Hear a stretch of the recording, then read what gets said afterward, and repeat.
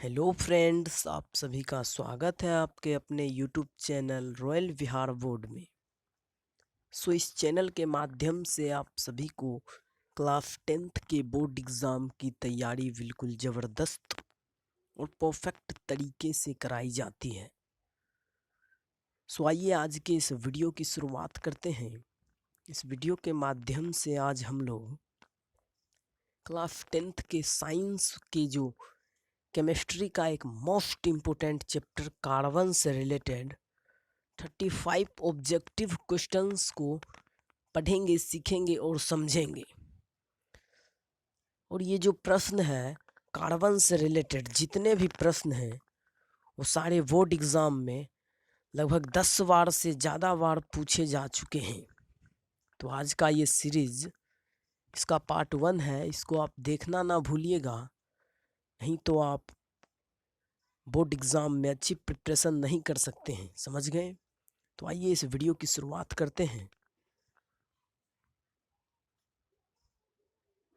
तो चलिए, हमारा पहला प्रश्न क्या कह रहा है। पहला प्रश्न है कि एल्काइन का सामान्य सूत्र क्या होता है।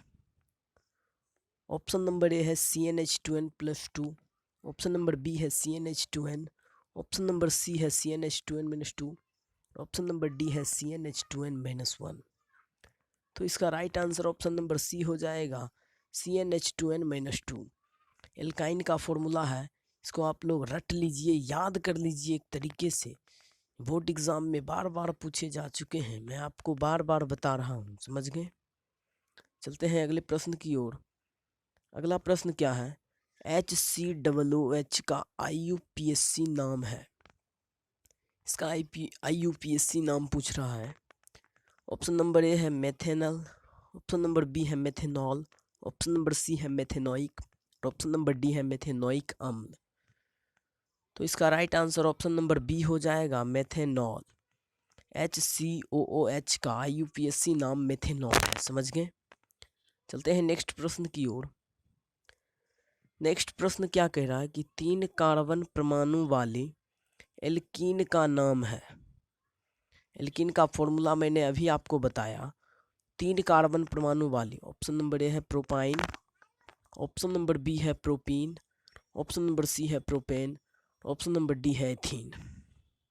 तो इसका right answer option number A हो जाएगा, प्रोपाइन। 3 कार्बन परमाणु वाली एल्कीन प्रोपाइन है। अगले प्रश्न की ओर चलते हैं। अगला प्रश्न काफ़ी मोस्ट इम्पोर्टेंट है, कच्चे फल को पकाने में प्रयोग की जाती है। ऑप्शन नंबर ए है C3H8, ऑप्शन नंबर बी है CHCl3, ऑप्शन नंबर सी है C2H4 और ऑप्शन नंबर डी है CH4।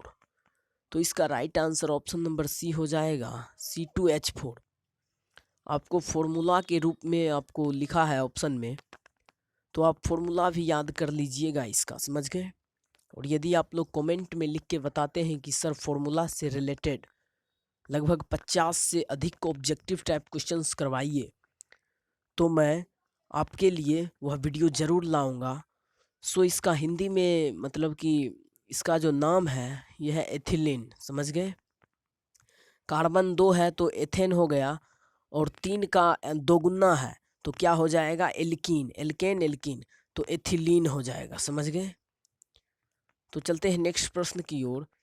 इसका right answer option number C हो जाएगा। नेक्स्ट प्रश्न की ओर चलते हैं। नेक्स्ट प्रश्न क्या कह रहा है कि कच्चे फलों को पकाने के लिए किस गैस का प्रयोग किया जाता है। समझ गए? कच्चे फल जो होते हैं उसको पकाने के लिए किस गैस का उपयोग किया जाता है। ऑप्शन नंबर ए है methane, option number B ethane और ऑप्शन नंबर सी एथिलीन और ऑप्शन नंबर डी एसिटिलीन। तो इसका right answer option number C हो जाएगा, एथिलीन। देखिए, इससे पहले जो मैंने आपको क्वेश्चंस करवाए ये दोनों सेम आपको नहीं लग रहा है? तो हिंदी में उसका नाम क्या है, एथिलीन, और फॉर्मूला देकर क्या लिखा है, C2H4। इसका फॉर्मूला क्या हो जाएगा, C2H4। मैं इतना तोड़ तोड़ के समझा रहा हूँ ऑब्जेक्टिव क्वेश्चंस को भी, ऐसा कोई टीचर आपको यूट्यूब पे फ्री में नहीं समझाएगा। समझ गए? तो चलते हैं नेक्स्ट प्रश्न की ओर। नेक्स्ट प्रश्न क्या है कि पॉलीथीन नामक प्लास्टिक बनाने में प्रयुक्त होती है? ऑप्शन नंबर ए है एथिलीन, ऑप्शन नंबर बी है एसिटिलीन, ऑप्शन नंबर सी है मेथेन और ऑप्शन नंबर डी है एथेन। तो इसका right answer option number B हो जाएगा acetylene. Acetylene is the right answer. चलते हैं नेक्स्ट प्रश्न की ओर। नेक्स्ट प्रश्न क्या कह रहा है? पूरा नाम, मतलब इसका पूरा नाम क्या होगा? पीवीसी का पूरा नाम। ऑप्शन नंबर ए है पॉलीवाइनिल क्लोराइड, ऑप्शन नंबर बी है पॉलीस्टाइरीन प्रोपेलीन, ऑप्शन नंबर सी है पॉलीप्रोपेलीन और ऑप्शन नंबर डी है ट्राइनाइट्रेट टोलुइन। तो इसका right answer option number A हो जाएगा पॉलीवाइनिल क्लोराइड। समझ गए? चलते हैं नेक्स्ट प्रश्न की ओर। नेक्स्ट प्रश्न क्या है? क्लोरोफॉर्म है। Option number A antibiotic, option number B anti depressant, option number C ज्वरनाशक और ऑप्शन नंबर डी निश्चेतक। तो क्लोरोफॉर्म क्या है? वो निश्चेतक है। समझ गए? चलिए नेक्स्ट प्रश्न की ओर। सो नेक्स्ट प्रश्न क्या है? टीएनटी का पूरा नाम है। टीएनटी का पूरा नाम।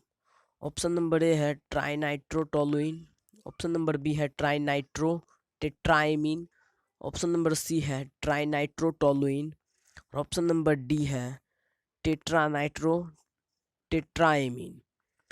तो इसका right answer option number C हो जाएगा ट्राइनाइट्रोटोलुइन। समझ गए? Option C is the right answer. चलते हैं नेक्स्ट प्रश्न की ओर। नेक्स्ट प्रश्न क्या है? कठोर जल में कपड़ा धोने के लिए प्रयोग होता है। ऑप्शन नंबर ए साबुन, ऑप्शन नंबर बी अपमार्जक, option number C sodium, option number D potassium. तो इसका right answer option number B हो जाएगा अपमार्जक। चलते हैं नेक्स्ट प्रश्न की ओर। नेक्स्ट प्रश्न क्या है कि टीएनजी का पूरा नाम है। ऑप्शन नंबर ए है ट्राइनाइट्रोग्लिसरीन, ऑप्शन नंबर बी है ट्राइनाइट्रोगेमेक्सिन, ऑप्शन नंबर सी है टेट्रानाइट्रोग्लिसरीन और ऑप्शन नंबर डी है टेट्रानाइट्रोगेमेक्सिन। तो इसका right answer option number A हो जाएगा ट्राइनाइट्रोग्लिसरीन। समझ गए? Option A is the right answer. चलिए नेक्स्ट प्रश्न की ओर चलते हैं। नेक्स्ट प्रश्न क्या है? साबुन बनाने में तेल के साथ प्रयोग किया जाता है। ऑप्शन नंबर ए है sodium acetate, option number B है caustic soda, option number C है सोडियम सल्फेट और ऑप्शन नंबर डी है सोडियम। तो इसका right answer option number B हो जाएगा कास्टिक सोडा। समझ गए? Caustic soda is the right answer. चलिए नेक्स्ट प्रश्न की ओर। नेक्स्ट प्रश्न क्या कह रहा है? फॉर्मूला पूछ रहा है इसका। मैंने आपको बताया था कि फॉर्मूला से रिलेटेड भी वीडियो अपलोड हो चुका है, आप जाके चैनल पे देख सकते हैं। अयस्क से रिलेटेड भी वीडियो मैं डालूंगा, उसके बाद मिश्र धातु से रिलेटेड भी। ये सब केमिस्ट्री के मोस्ट इम्पोर्टेंट क्वेश्चंस हैं, इसका भी वीडियो मैं डालूंगा। उससे पहले मैंने जितने भी वीडियो डाले हैं वो सारे आप देख लीजिए। समझ गए? सारे काफ़ी मोस्ट इम्पोर्टेंट हैं। तो देखिए क्या कह रहा है कि लॉरिल एल्कोहल का सूत्र है। ऑप्शन नंबर ए है C12H24OH, मतलब C12H24OH। ऑप्शन नंबर बी है C12H25OH, ऑप्शन नंबर सी है C6H12OH और ऑप्शन नंबर डी है C12H25Na। तो इसका right answer option number B हो जाएगा C12H25OH। समझ गए? चलते हैं नेक्स्ट प्रश्न की ओर। नेक्स्ट प्रश्न क्या है कि मलेरिया में प्रयोग की जाने वाली औषधि है। Option number A aspirin, option number B primaquine और ऑप्शन नंबर सी क्लोरोक्विन और ऑप्शन नंबर डी टेट्रासाइक्लिन। तो इसका right answer option number C हो जाएगा क्लोरोक्विन। मलेरिया में प्रयोग की जाने वाली औषधि क्लोरोक्विन है। समझ गए? चलते हैं नेक्स्ट प्रश्न की ओर। सो नेक्स्ट प्रश्न क्या कह रहा है कि शुद्ध क्लोरोफॉर्म का प्रयोग नहीं किया जाता है क्योंकि ऑप्शन नंबर ए हृदय पर बुरा प्रभाव पड़ता है, ऑप्शन नंबर बी बहुत अधिक मात्रा में लंबे समय तक होश नहीं आता है, ऑप्शन नंबर सी संवेदना बढ़ जाती है, ऑप्शन नंबर डी शारीरिक दर्द या बुखार हो जाता है। तो इसका right answer option number A हो जाएगा हृदय पर बुरा प्रभाव पड़ता है। शुद्ध क्लोरोफॉर्म का यदि प्रयोग करे डॉक्टर तो हृदय पर क्या होगा? बुरा प्रभाव, उसका बुरा असर पड़ेगा। समझ गए? चलते हैं नेक्स्ट प्रश्न की ओर। नेक्स्ट प्रश्न क्या है कि वैसलीन में जीवाणुनाशक के रूप में प्रयुक्त होता है। ऑप्शन नंबर ए है copper oxide, option number B है zinc oxide, option number C silver oxide और option number D sodium oxide. तो इसका right answer option number B हो जाएगा जिंक ऑक्साइड। समझ गए। चलते हैं नेक्स्ट प्रश्न की ओर। नेक्स्ट प्रश्न क्या है कि वैसलीन में जीवाणुनाशक के रूप में प्रयुक्त होता है। ये मैंने अभी आपको बताया था, शायद गलती से दो क्वेश्चंस, एक ही क्वेश्चंस दो बार आ चुके हैं। समझ गए। तो इसका राइट आंसर मैंने क्या बताया, जिंक ऑक्साइड। चलिए नेक्स्ट प्रश्न की ओर। नेक्स्ट प्रश्न क्या है, प्रयोगशाला में संश्लेषित पहला कार्बनिक यौगिक है। ये क्वेश्चंस 2021 के पेपर में भी आया था। समझ गए। काफ़ी मोस्ट इम्पोर्टेंट क्वेश्चंस हैं। मैं जब प्रीवियस ईयर का क्वेश्चंस करवाऊंगा 2020-2021 का, तो आप देख सकते हैं कि इससे कितना क्वेश्चंस लड़ा था। समझ गए। ऑप्शन नंबर ए दे रखा है CH4, ऑप्शन नंबर बी है CH3 COCH3, option number C है NH2 CONH2 और ऑप्शन नंबर डी है CH3 COOH। तो इसका right answer option number C हो जाएगा NH2 CONH2। इसका मतलब यूरिया होता है। समझ गए। यूरिया का ये फॉर्मूला है। तो right answer option number C हो जाएगा। ये प्रयोगशाला में पहला संश्लेषित कार्बनिक यौगिक है, यूरिया। समझ गए। चलते हैं नेक्स्ट प्रश्न की ओर। नेक्स्ट प्रश्न क्या है, ब्लू ब्लैक स्याही बनाने में प्रयुक्त पदार्थ होता है। ऑप्शन नंबर ए ऑक्जेलिक अम्ल, ऑप्शन नंबर बी सिट्रिक अम्ल, ऑप्शन नंबर सी हाइड्रोक्लोरिक अम्ल, ऑप्शन नंबर डी गैलिक अम्ल। तो ब्लू ब्लैक स्याही बनाने में किसका प्रयोग किया जाता है, तो गैलिक अम्ल का प्रयोग किया जाता है। Option number D right answer. चलते हैं नेक्स्ट प्रश्न की ओर। सो नेक्स्ट प्रश्न क्या कह रहा है कि प्रथम कार्बनिक यौगिक यूरिया का संश्लेषण किसने किया था। अभी आपको मैंने बताया कि प्रयोगशाला में पहला संश्लेषित कार्बनिक यौगिक यूरिया था, और उस यूरिया का संश्लेषण किसने किया था।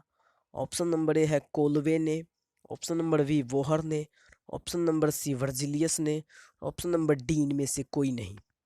तो इसका right answer option number B हो जाएगा, वोहर ने। तो किसने किया था, वोहर ने। चलते हैं नेक्स्ट प्रश्न की ओर। नेक्स्ट प्रश्न क्या है, जीवन शक्ति के सिद्धांत का प्रतिपादन किसने किया था। ऑप्शन नंबर ए वर्जिलियस ने, ऑप्शन नंबर बी लववाजे ने, ऑप्शन नंबर सी वोहर ने और ऑप्शन नंबर डी कोलवे ने। तो इसका right answer option number A हो जाएगा, वर्जिलियस ने। जीवन शक्ति के सिद्धांत का प्रतिपादन वर्जिलियस ने किया था। समझ गए। चलते हैं नेक्स्ट प्रश्न की ओर।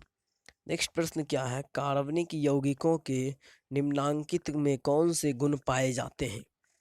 ऑप्शन नंबर ए है ये रंगहीन एवं गंधहीन होते हैं, ऑप्शन नंबर बी है इनके क्वथनांक अथवा द्रवनांक निम्न होते हैं, ऑप्शन नंबर सी है ये कार्बनिक विलायकों में अविलय होते हैं, ऑप्शन नंबर डी है ये समायवता प्रदर्शित नहीं करते हैं। तो इसका right answer option number B हो जाएगा, इनके द्रवनांक अथवा क्वथनांक निम्न होते हैं। क्वथनांक और द्रवनांक निम्न होते हैं। समझ गए। Option B is the right answer. चलते हैं नेक्स्ट प्रश्न की ओर। नेक्स्ट प्रश्न क्या है कि कार्बनिक यौगिकों में तत्वों के संयोग का आधार होता है प्रायः। ऑप्शन नंबर ए विद्युत संयोजकता, ऑप्शन नंबर बी सह संयोजकता, ऑप्शन नंबर डी उपसह संयोजकता, ऑप्शन नंबर डी है इनमें कोई नहीं, ऑप्शन नंबर सी है उपसह संयोजकता। समझ गए। तो इसका right answer option number B हो जाएगा, सह संयोजकता। समझ गए। सह संयोजकता इज द राइट आंसर। चलते हैं नेक्स्ट प्रश्न की ओर। नेक्स्ट प्रश्न हमारा काफ़ी इंपॉर्टेंट प्रश्न है, हीरे में कार्बन परमाणुओं को बांधे रखने वाले कौन से बंध हैं। Option number A ionic, option number B सहसंयोजी, ऑप्शन नंबर सी द्विध्रुवीय और ऑप्शन नंबर डी वान डर वाल्स बल। तो इसका right answer option number B हो जाएगा, सहसंयोजी। समझ गए। हीरा में कार्बन परमाणुओं को कौन बांधे रखता है, कौन सा बंध, तो सहसंयोजी बंध। समझ गए। चलते हैं नेक्स्ट प्रश्न की ओर। नेक्स्ट प्रश्न क्या कह रहा है कि कैल्शियम कार्बाइड जल के साथ अभिक्रिया करके देता है? Option number A methane, option number B ethane, option number C ethene और ऑप्शन नंबर डी इथाइन। तो इसका right answer option number B हो जाएगा एथेन। कैल्शियम कार्बाइड जल के साथ अभिक्रिया करके क्या देता है? तो इथेन देता है। समझ गए? कैल्शियम कार्बाइड जल के साथ अभिक्रिया करके क्या देता है? इथाइन। सो आज का जो ये जितने भी मैंने प्रश्न करवाए हैं वो काफ़ी इम्पोर्टेंट प्रश्न है। समझ गए? सो चलते हैं नेक्स्ट प्रश्न की ओर। नेक्स्ट प्रश्न क्या है कि निम्न में किसके जल अपघटन से मेथेन बनता है? किसका जल अपघटन से मेथेन बनता है? Option number A CaC2, option number B Al4C3, option number C CH3Cl और ऑप्शन नंबर डी HCHO। तो इसका right answer option number B हो जाएगा Al4C3। इसके जल अपघटन से मेथेन बनता है। समझ गए? चलते हैं नेक्स्ट प्रश्न की ओर। नेक्स्ट प्रश्न क्या है कि विसरित डिफ्यूज्ड सूर्य के प्रकाश में मेथेन क्लोरीन के आधिवाक्य में अभिक्रिया करके क्या देता है? ऑप्शन नंबर ए है CHCl3, ऑप्शन नंबर बी है CCl4, ऑप्शन नंबर सी है CH3Cl, ऑप्शन नंबर डी है CH2Cl2। तो इसका right answer option number B हो जाएगा CCl4। समझ गए? चलते हैं नेक्स्ट प्रश्न की ओर। नेक्स्ट प्रश्न क्या है कि निम्न में कौन सी गैस धातु वेल्डिंग में प्रयुक्त होती है? Option number A acetylene, option number B ethane, option number C butane, option number D ethylene. तो इसका right answer option number A हो जाएगा एसिटिलीन। एसिटिलीन का प्रयोग वेल्डिंग में किया जाता है। एसिटिलीन एक गैस है, इसका प्रयोग धातु वेल्डिंग में किया जाता है। समझ गए? चलते हैं नेक्स्ट प्रश्न की ओर। नेक्स्ट प्रश्न क्या है? एल्कोहल बनाने में शर्करा का किण्वन किसकी क्रिया से होती है? Option number A enzyme, option number B oxygen, option number C वायु और option number D carbon dioxide. So इसका right answer option number B हो जाएगा enzyme. Enzyme is the right answer. चलते हैं नेक्स्ट प्रश्न की ओर। नेक्स्ट प्रश्न क्या है? ओलेइक, सिट्रिक और पामिटिक अम्ल है। ऑप्शन नंबर ए है न्यूक्लिक अम्ल, ऑप्शन नंबर बी है एमिनो अम्ल, ऑप्शन नंबर सी है वसीय अम्ल, ऑप्शन नंबर डी है इनमें से कोई नहीं। तो इसका right answer option number C हो जाएगा।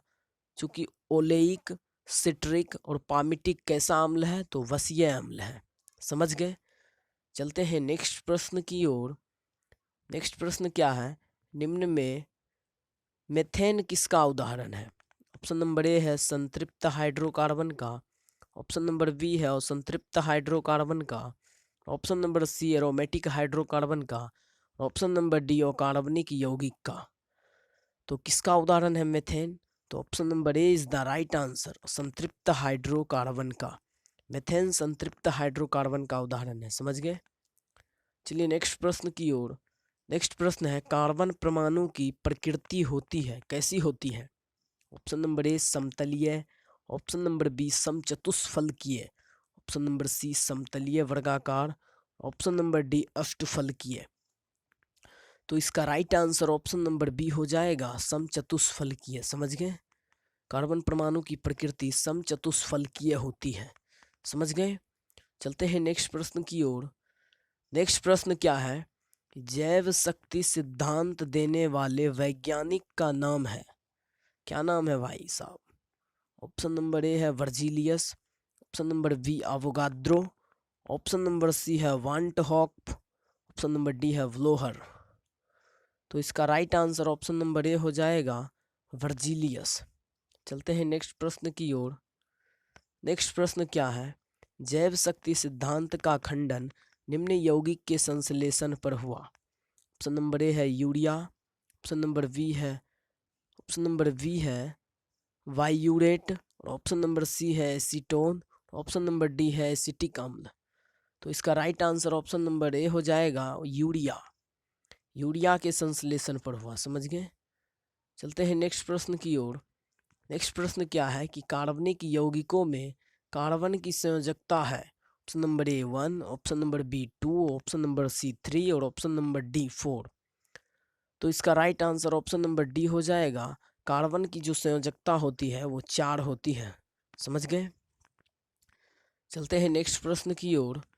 नेक्स्ट प्रश्न है, काफी इंपॉर्टेंट प्रश्न है। कार्बनिक यौगिकों के नामकरण की आधुनिक पद्धति क्या है? कार्बनिक यौगिकों के नामकरण की पद्धति क्या है? Option number A IUAS, option number B IUC, option number C IUPAC और ऑप्शन नंबर डी जेनेवा। तो इसका right answer option number C हो जाएगा IUPAC। IUPAC नाम भी आपसे पूछता होगा कि इसका IUPAC नाम बताओ, उसका IUPAC नाम बताओ, तो इसके नामकरण की पद्धति IUPAC है। समझ गए। सो नेक्स्ट प्रश्न क्या है? सो आज का टोटल प्रश्न हमारा क्लियर हो गया है। समझ गए। इसी प्रकार के वीडियो को देखने के लिए हमारे चैनल को सब्सक्राइब कर दीजिएगा और वीडियो को लाइक कर दीजिएगा। समझ गए। सो आज का वीडियो यदि आपको थोड़ा सा भी हेल्पफुल लगा होगा तो आप हमारे टेलीग्राम से ज्वाइन हो सकते हैं, और इसी तरह के वीडियो के PDF यदि आपको चाहिए तो प्ले स्टोर में जाके टेलीग्राम डाउनलोड कर लीजिएगा और टेलीग्राम में सर्च कीजिएगा रॉयल विहार बोर्ड। वहाँ पे आपको रॉयल विहार बोर्ड का नाम आ जाएगा, आप उसको सर्च करके ज्वाइन हो सकते हैं। समझ गए। वहाँ से आप PDF ले सकते हैं इसका। समझ गए। सो आज के लिए इतना ही। इसी के साथ वीडियो की एंडिंग करते हैं। सो मिलते हैं नेक्स्ट वीडियो में। तब तक के लिए धन्यवाद।